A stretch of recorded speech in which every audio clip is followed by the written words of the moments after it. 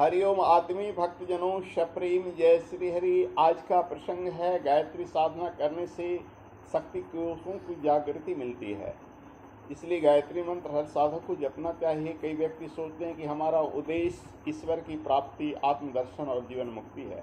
हमें गायत्री के सूक्ष्म प्रकृति के चक्कर में नहीं पड़ना है।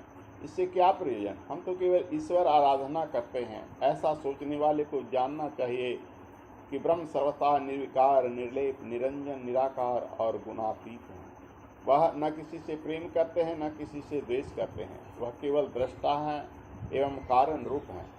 उन तक सीधे पहुँच नहीं हो सकता है, क्योंकि जीव और ब्रह्म के बीच में सूक्ष्म प्रकृति का सघन आच्छादन है। इस आच्छादन को पार करने के लिए प्रकृति के साधनों से ही काम करना पड़ता है। मन, बुद्धि, चित्त, अहंकार, कल्पना, भावना, उपासना, व्रत, अनुष्ठान की ध्यान, प्रतिमा, भक्ति, ये सब निमित्त है। इन सब को छोड़कर ब्रह्म प्राप्ति किस प्रकार से संभव नहीं है। वायुयान की आवश्यकता पड़ती है, वैसे ही ब्रह्म प्राप्ति के लिए प्रकृति मूलक आराधना की आश्रय लेना पड़ता है। गायत्री के आवरण में होकर पार जाने पर ही ब्रह्म का साक्षात्कार होता है।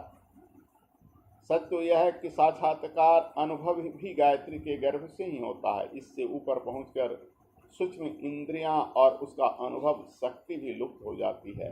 इसलिए मुक्ति और ईश्वर को प्राप्ति करने वाले भी गायत्री के निमित्त ही ब्रह्म की जो भी रूप हैं, राधे श्याम, सीताराम, लक्ष्मी नारायण, गौरी शंकर, माया, ब्रह्म, ये सब गायत्री के स्वरूप अन्य नामों की उपासना की जाती है।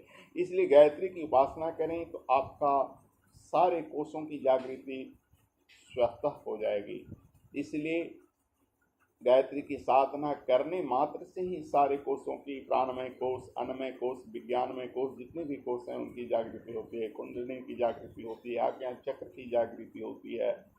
क्योंकि गायत्री मंत्र एक ऐसा वैज्ञानिक शब्द प्रक्रिया है जिसके बार बार घर्षण होने से, यानी बार बार एक ही शब्द को दोहराने से इस ग्रंथियों पर एक प्रभाव पड़ता है और वे जागृत होते हैं। हरिओम तत्सत।